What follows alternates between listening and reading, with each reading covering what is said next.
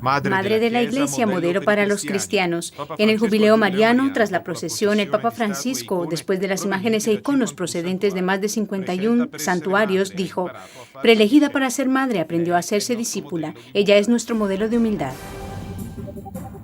El deporte, el lenguaje de la humanidad. El Papa recibe en el Vaticano a miles de deportistas y directivos, protagonistas de la primera conferencia mundial sobre fe y deporte. Trabajemos juntos, dijo, para que también los niños pobres puedan acceder al deporte en condiciones dignas. Apóstol Gaucho. El domingo el Papa Francisco proclamará santo al cura Brochero, sacerdote argentino con el olor del rebaño que evangelizaba a los últimos con ejercicios espirituales, luchando también a lomos de su mula para que tuvieran condiciones de vida dignas. Una ayuda para la paz. El testimonio de los dirigentes de Cáritas de Irak, Líbano y Turquía, en primera línea en la ayuda a las poblaciones afectadas por el conflicto en Siria e Irak. Desde el Líbano, los niños tienen que ir a la escuela, de otra manera correrían el riesgo de caer en el fanatismo. Medios de comunicación vaticanos hacia la convergencia digital. Tras la entrada en vigor del Estatuto de la Secretaría para la Comunicación, su prefecto, Monseñor Viganó, habla de la integración de Radio Vaticana y CTV. Realizaremos una producción multimedia para un único portal hecho de imágenes, vídeos, textos y podcasts radiofónicos. El sábado y el domingo pasados, el Papa Francisco celebró el jubileo mariano con decenas de miles de peregrinos llegados de todo el mundo. Nos habla de ello Cecilia Sepia.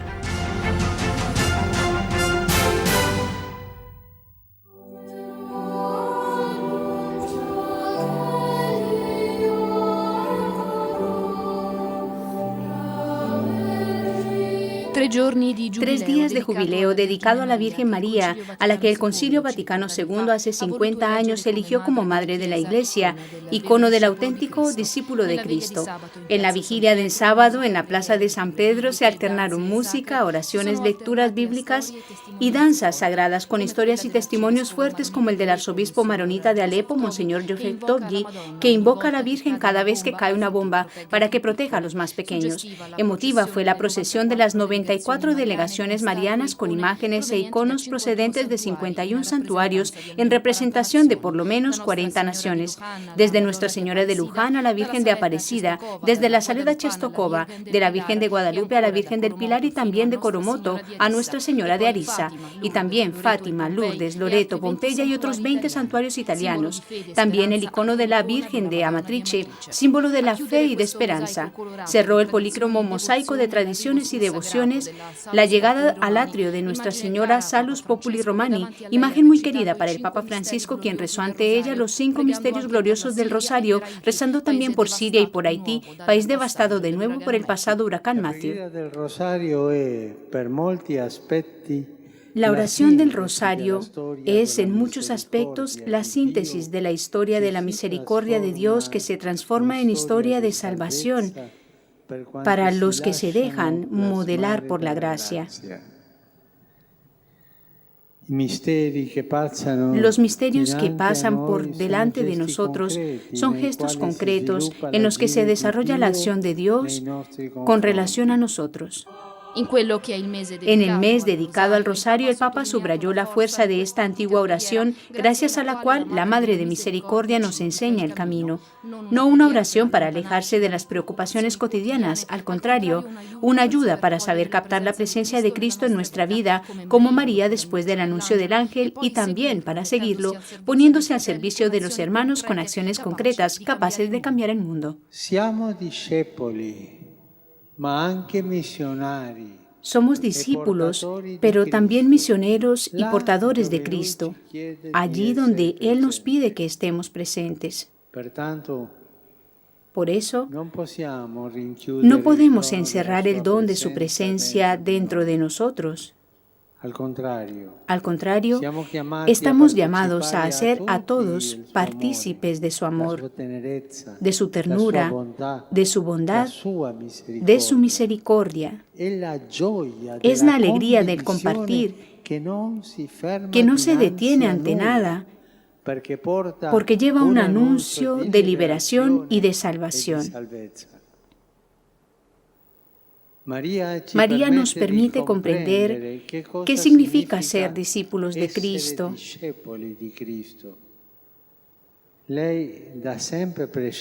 Ella, preelegida desde siempre para ser madre, aprendió a ser discípula.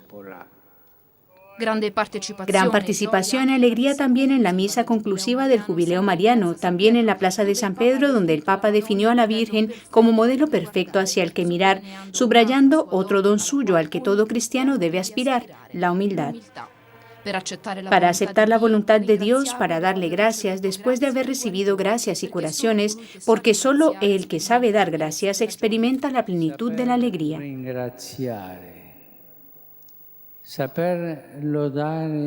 Saber dar gracias, saber alabar por todo lo que el Señor hace en nosotros. Qué importante es. Pidamos a la Virgen que nos ayude a comprender que todo es don de Dios y a saber dar gracias.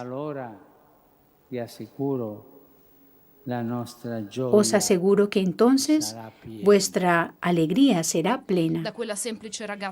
De aquella joven sencilla de Nazaret que no vivía en los palacios del poder y de la riqueza y que incluso fue extranjera en Egipto, experimentando la lejanía de su tierra, el Papa Francisco tomó de nuevo pie para recordar, por último, el valor de la diversidad. ¿Cuántos extranjeros, incluso personas de otras religiones, nos dan ejemplo de valores que nosotros quizá olvidamos o dejamos de lado? Los que viven a nuestro lado, quizá despreciados o marginados porque son extranjeros, pueden enseñarnos cómo caminar por el camino que el Señor quiere.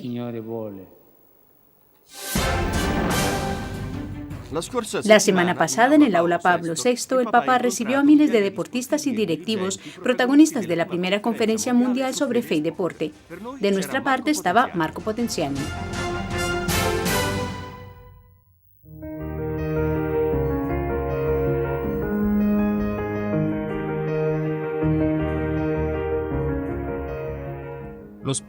El deporte como lenguaje universal, la fuerza que puede derribar las barreras y construir puentes entre los pueblos, haciendo dialogar a religiones y etnias distintas, como hizo en el pasado y sigue haciendo hoy, poniendo un enfrentamiento leal a países que políticamente están en frentes distintos. Con este espíritu se desarrolló en el Vaticano la primera conferencia mundial sobre fe y deporte, promovida por el Pontificio Consejo de la Cultura, con el título El deporte al servicio de la humanidad, inaugurada con una ceremonia que contó con la presencia del Papa Francisco. En su intervención, el Papa recordó que el deporte, no solo el practicado por los grandes campeones, sino también la actividad amateur, son terreno común de inclusión y sano enfrentamiento, lejos de la corrupción y de la supremacía de los intereses económicos. Pienso también en muchos niños y jóvenes que viven en los márgenes de la sociedad. Todos conocemos el entusiasmo de los niños que juegan con una pelota desinflada o hecha con retales en los suburbios de algunas grandes ciudades o en los pueblos de los países pequeños. Quisiera animar a todos a trabajar juntos para que estos niños puedan acceder al deporte en condiciones dignas, especialmente los que están excluidos de él a causa de la pobreza. Una inclusión que no conozca barreras tampoco de tipo físico, abriendo, como sucede ya desde hace algunos años, las Olimpiadas a los atletas con distintas discapacidades. La conferencia, en cuya apertura estaban presentes, entre otros, el secretario general de la ONU, Ban Ki-moon, y el presidente del Comité Olímpico Internacional, Thomas Bach, se convocó para reflexionar sobre el deporte como portador de valores humanos y sobre su promoción, como sucedió en Río con la presencia de un equipo de refugiados. Tegla Luru, ex maratonista y fundadora de una fundación humanitaria que lleva su nombre. Vengo de Kenia, soy una exatleta y utilizo el deporte como instrumento para reunir a las personas. Fui yo la que acompañó a Río al equipo de refugiados como jefa de misión y fui la entrenadora de los 5. Para mí, ser invitada al Vaticano es muy importante, como estar con los líderes religiosos por el mundo de hoy, por el deporte, por la paz. Nos necesitamos los unos a los otros. Cuando hablamos de humanidad, no se trata de una cuestión religiosa o que tiene que ver con los musulmanes o con los católicos o el cristianismo, sino que tiene que ver con los seres humanos, porque Dios nos ha creado para vivir en armonía y unidad.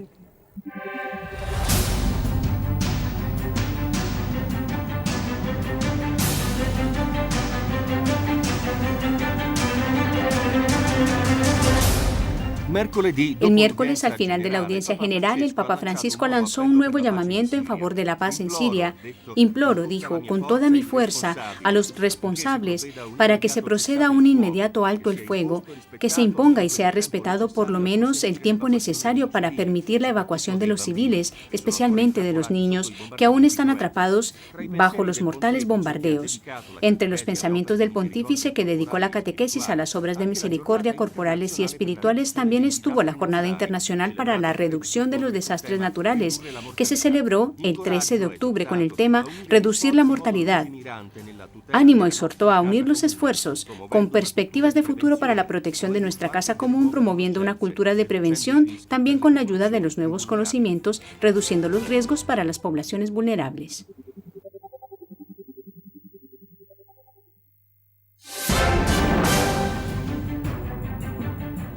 El domingo el Papa proclamará 7 nuevos santos, entre ellos el sacerdote argentino José Gabriel Brochero. Nos habla de ello Bárbara Castelli.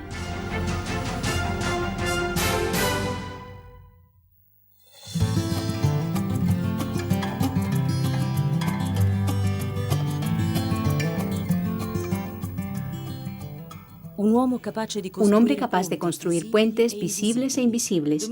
El domingo 16 de octubre, junto a otras 6 figuras extraordinarias de santidad, será canonizado José Gabriel del Rosario Brochero, sacerdote argentino nacido en 1840 en la provincia de Córdoba y fallecido en Villa del Tránsito en 1914 después de haber contraído la lepra. Ordenado sacerdote en 1866, el padre José Gabriel fue asignado a la parroquia de San Alberto. Aquí se dedicó incansablemente a la difusión del Evangelio, especialmente con la práctica de los ejercicios espirituales y en la búsqueda de mejores condiciones de vida para todos sus fieles, mediante la construcción de carreteras, escuelas, oficinas de correo. Tras su beatificación el 14 de septiembre de 2013, en el pueblo que lleva su propio nombre, Villa Cura Brochero, Argentina está en fiesta por la cita en la Plaza de San Pedro. Está con nosotros la postuladora Silvia Correali. Yo he trovato delle persone que habitan donde está la parroquia del cura Brochero. He hablado con personas que viven en la parroquia en la que estuvo el cura Brochero, que son nietos o bisnietos de los contemporáneos del cura Brochero que hacían los ejercicios espirituales con él. Y hoy viven su fe por lo que el abuelo o la madre o el padre les ha enseñado y que a su vez recibieron con la enseñanza del cura Brochero.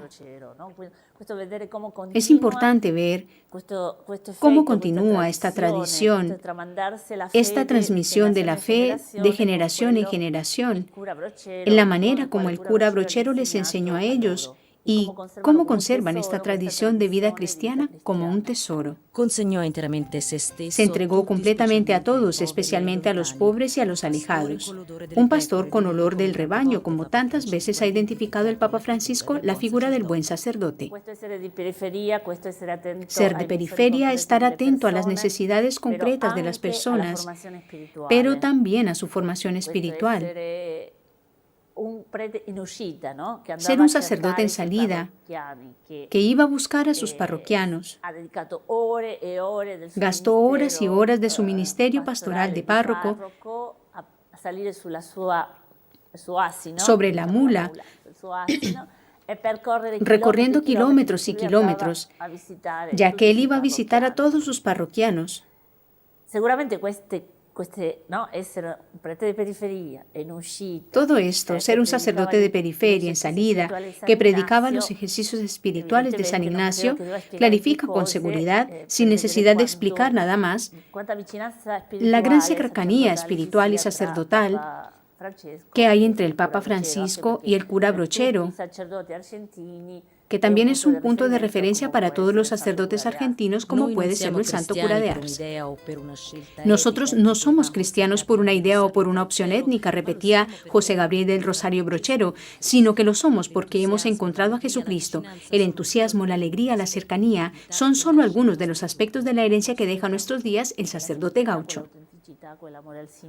Impacta su sencillez, la autenticidad, su ser transparente, enamorado de verdad del Señor y de la Virgen, que estaba muy cerca de la gente, preocupado por todos, como un buen padre de familia. Esto es, con seguridad, lo que queda de esta figura, un buen párroco. Escuchemos las voces de los coordinadores de las Cáritas de Oriente Medio que ayudan a las poblaciones de Siria e Irak martirizadas por el conflicto.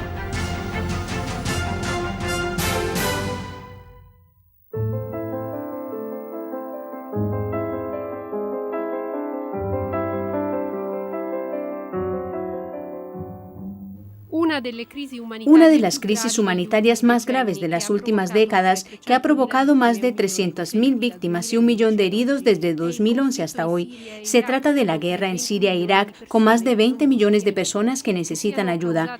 Ya sea que la provoque Daesh, al-Nusra o los milicianos locales, la brutalidad sobre el terreno no se detiene y obliga tanto a los sirios como a los iraquíes a dejar sus casas en busca de seguridad.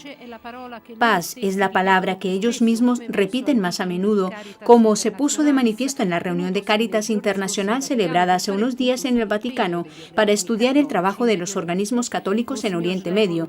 Monseñor Shlemon Barduni, obispo auxiliar de Bagdad, de los Caldeos y presidente de Cáritas Irak, habla de las ayudas que se ofrecen a la población sin distinción de etnia o religión. El proyecto particular era siempre El proyecto principal ha sido siempre el de proporcionar ayuda a los que escapaban, huían de casa y del cautiverio de los hombres,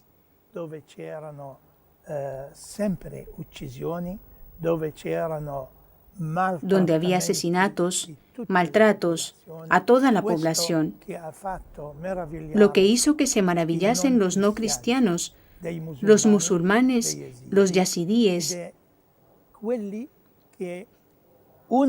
también aquellos que antaño maltrataban a los cristianos, fue ver que nosotros, el patriarca, yo mismo, íbamos a los lugares donde había guerra y distribuíamos a todos las raciones de víveres y también muchas veces el dinero, intentando saber qué se necesitaba allí. Y muchos escribieron cartas de agradecimiento para decir, el Señor te bendiga.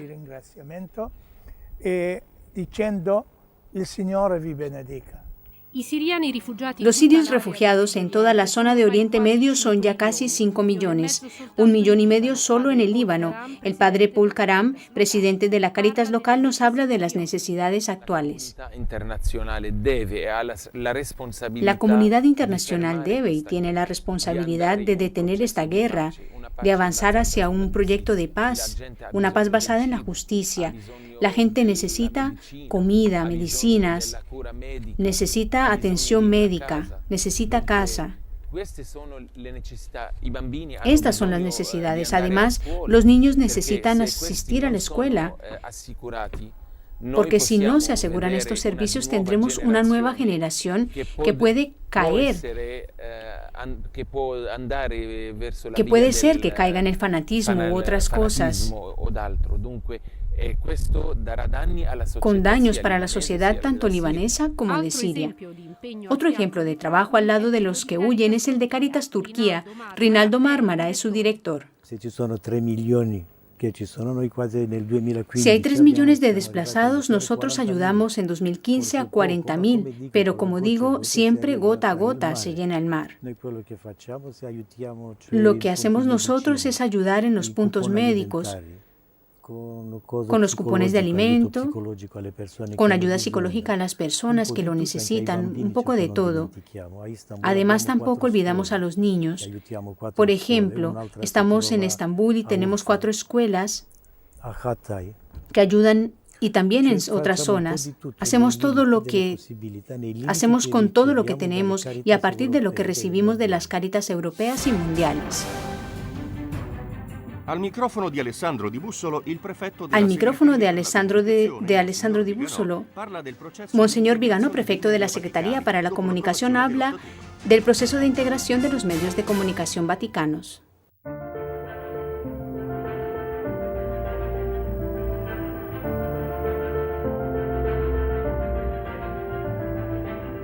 Primero, la sala de prensa, el servicio de Internet y el Pontificio Consejo para las Comunicaciones Sociales. Desde 2017, la Radio Vaticana y el CTV.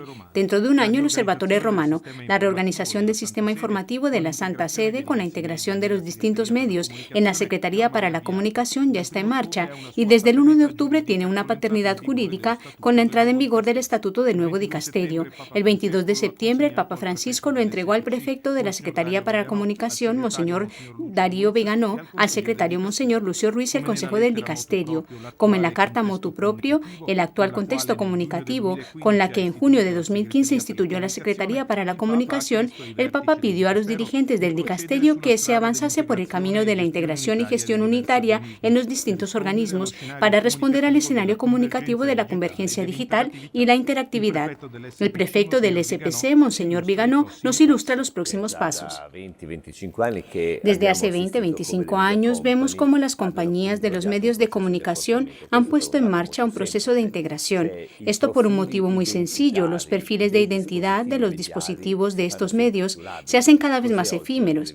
¿Qué es hoy la televisión? ¿Qué es hoy la radio? Con una convergencia digital ya no tenemos dispositivos tan fácilmente reconocibles y tampoco la manera de uso tradicional. ¿Qué va a suceder? No pondremos una radio junto a una televisión. No pondremos una radio junto a una televisión, pero haremos una producción multimedia de inmediato. Entonces pondremos en marcha un contenido hub en el que estamos trabajando y también estamos experimentando. Estamos intentando comprender cuál es el flujo de información que habrá que establecer y este contenido hub tendrá como output, o sea, como salida, un portal único que estará compuesto de imágenes, de audiovisuales, de podcasts radiofónicos, Instagram de texto. Esto es, se convertirá en un punto de referencia inmediatamente multimedia. Todo avanza conforme a los tiempos establecidos, como fueron fijados por el Consejo de los 9 Cardenales. Además, el hecho de que el primer paso experimental se produjera en la fiesta de los arcángeles da buenas esperanzas.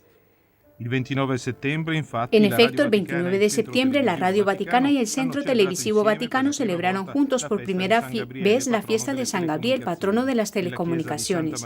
En la iglesia de Santa María en la Transpontina, el obispo Fernando Verghes Alzaga presidió la misa, subrayando el valor del servicio a la Santa Sede y la importancia de la humildad, de renunciar a los celos y al arribismo. Después, en la sede del dicasterio, se confirieron algunos reconocimientos a empleados de los dos organismos. El mismo 29 de septiembre, el SPC comunicó el tema de la próxima Jornada Mundial de las Comunicaciones Sociales, que se celebrará el 28 de mayo de 2007, y es "No temas porque estoy contigo, comunicar esperanza y confianza en nuestro tiempo". Continuamos, señor Vigano. Creo que es importante dentro de esta narración de la sociedad, que es una narración muy marcada y atormentada por lo que son los aspectos negativos, contar en vez de esto cuánto hay de bueno y cuánto bien saben realizar hombres y mujeres que viven normalmente la vida diaria, en la familia, en el trabajo, en la relación con los amigos, con los vecinos. Por eso decíamos, creo que es importante mostrar que la sociedad está transida de bien, de un bien concreto y un bien que tiene la densidad del rostro y de las historias de hombres y mujeres.